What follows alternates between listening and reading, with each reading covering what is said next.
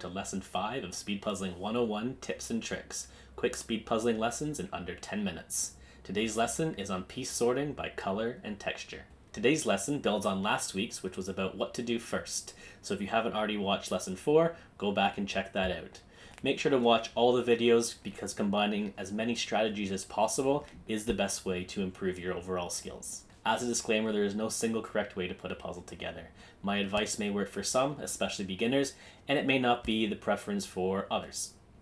My advice is always to check out as many different strategies as you can, try to see what works, and just keep adding to your overall puzzling toolbox. No matter what approach you are taking when completing a puzzle for speed, you are going to have to sort at some point during the process. Piece sorting is different than shape sorting, which I will cover in a separate week. Piece sorting is most often associated with sorting by color and by texture. The purpose of shape sorting is to gather as many pieces as possible that belong to the same general section within a puzzle. This is to avoid the hunt and peck method where you're just looking for a single piece within everything that's laid out on the table, which takes a lot longer to do. For today's examples, I will be using 3 Ravensburger puzzles, which are Ocean Treasures, Floral Reflections, and Succulent Love. Each of these puzzles will allow me to show you how to sort by color and by texture.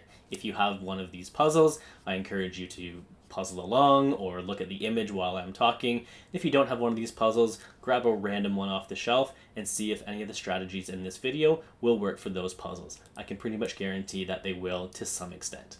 The first puzzle is called Ocean Treasures. It has a lot of bright colors and a fair bit of greens and blues as well. For all the examples, I will be starting with the pieces flipped and the border complete.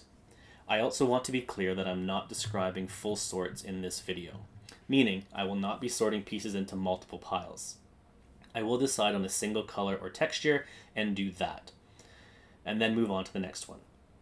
So, starting with Ocean Treasures, you need to pick out an initial project by combining what you see in the image along with how the pieces stand out to you. At a glance, orange, pink, red, purple, blue, yellow, and green all stand out. We have an entire rainbow, so this is a rare case where everything is literally on the table. So use the box to help. What is a color that is small and easy to start with and doesn't have overlapping sections? For example, pink stands out, but we have pink coral in the bottom in 3 different places, as well as pink in the top right corner and a pink starfish. So that might not be the best place to start, as you'll then need to do a secondary sort. For me, purple makes the most sense initially.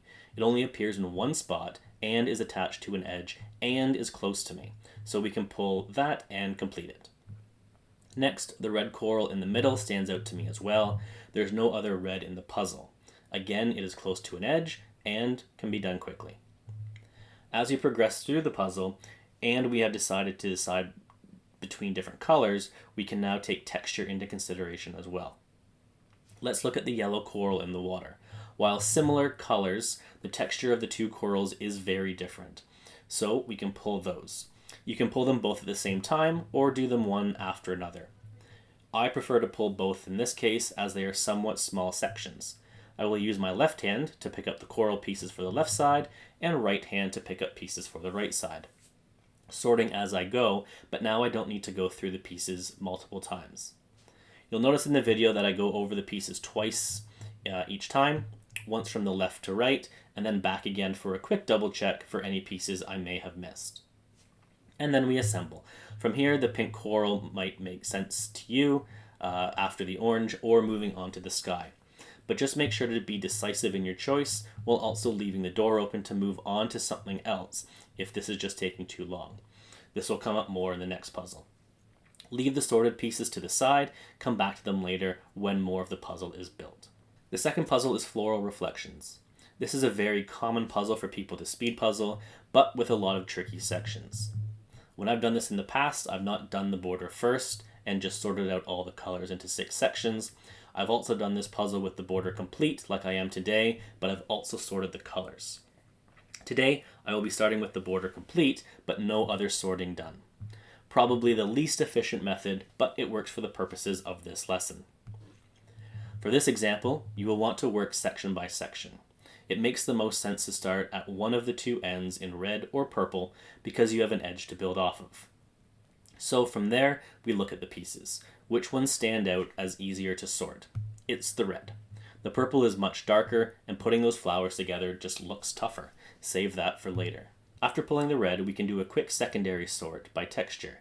If you look at the image, the bottom section is water, hence the reflection part of the puzzle name. So we can try to pull those from our red pile quickly and put those in the puzzle as a mini project within a project. From there, I will move on to the top of the section and finish that. If you do not get all the pieces within a section, it is fine to do a quick glance at the remaining piece pile on the table, but if you don't see it, move on. It'll show up at some point. You want to avoid resorting to a hunt and peck method as long as possible. Next, we pick our second color. In this case, orange makes the most sense to me. Green and yellow also stand out. But if we can build off of a section, the easier the process is. So, same thing. We pull as much of the orange as we can see, checking in both directions, then sorting the two textures, and completing the bottom with the water, and then the top of the flower. Some sections will take longer than others. Use the box to help when you can. In the red section, we had 1 flower to deal with, not bad. In orange, we had 3 and a bit with a darker background. This will take a bit more time. After that, we can move on to section 3, where yellow makes the most sense. I'm going to pretend that I've not done this puzzle before and pull the yellow, which is what I did the first time, because logically it makes the most sense. So let's do that. After pulling the yellow, we texture sort for the water, and then we move on to the flowers. Unlike sections 1 and 2, we have many flowers that all look essentially the same. The box is minimal help, and the pieces don't offer much help either. Try to put these together, and if you aren't making much progress, like I did at my first attempt and for every attempt after, leave them there and move on to the next section. Once you build the green section, you'll have more to build off of for the yellow. So now we are on to the green, where we follow the same process of piece gathering, texture sorting, putting the pieces into the puzzle, and continue. The final puzzle for today is Succulent Love. I can't stand flower-based puzzles, yet there's 2 in this lesson. They are puzzles where multiple sorting approaches are needed, and this is common across floral puzzles, but it will show up in every type of puzzle, really. Before we get into the piece sorting, let's look at the image on the box. Immediately, what makes the most sense to pull? Is it that giant red heart calling to you? Ignore that call. It's there to purposely deceive you. Not only is the pattern of the red heart going to be difficult to put together, it has angled sides which are going to be tough, and there is a little bit of red scattered around the puzzle as well. So let's look at the pieces instead. To me, the blue flower closest to me stands out. There are also some other options, but I'm going to go with my first instinct. I pull all the blue that I can see that is on the brighter shade. But what if I pull some of the other shades of blue that are in like the top center? That's okay.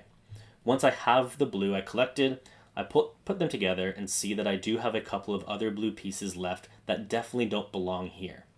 Just place them up near the top of the puzzle where they will likely go and move on to something else. From here, the white flower in the top right corner stands out.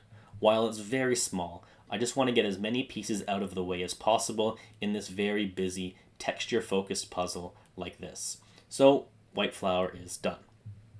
Purple stands out to me next. We can see the purple in the top right and bottom left are quite similar in textures, so we'll focus on that.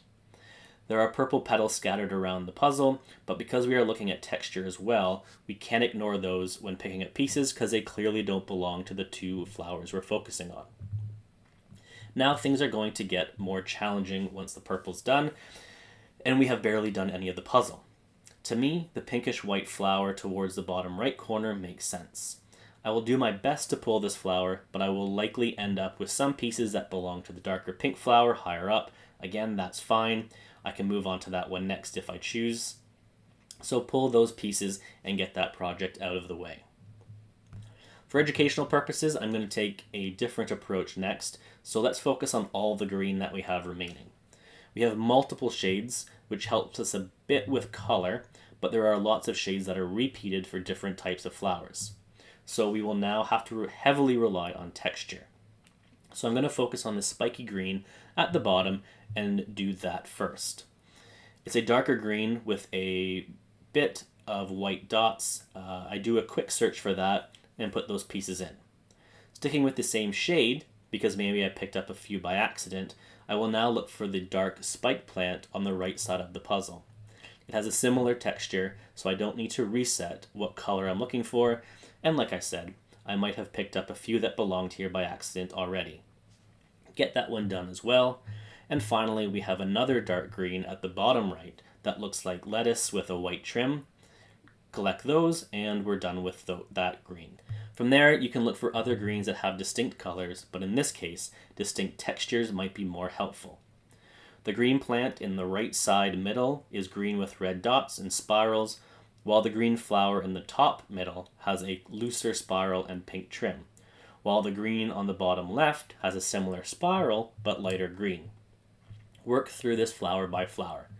The red flower in the middle, that's last. You always want your hands to be moving whenever you're doing speed puzzling. So by doing small projects like this, it lets you focus for small periods of time instead of trying to do the entire puzzle at once. By doing these small projects, the puzzle will come together much quicker than if you're just trying to look at everything you have on the table without sorting and trying to hunt through the pieces and look for random things to do.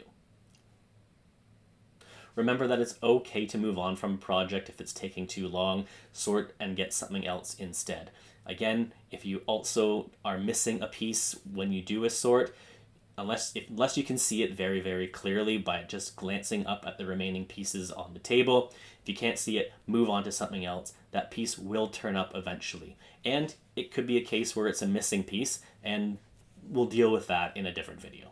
And that is it for Lesson 5 of Speed Puzzling 101, Tips and Tricks. If you enjoyed it, click like. If you have a comment or suggestion or a question, leave something in the comment section below, and make sure to click subscribe to see more on this channel.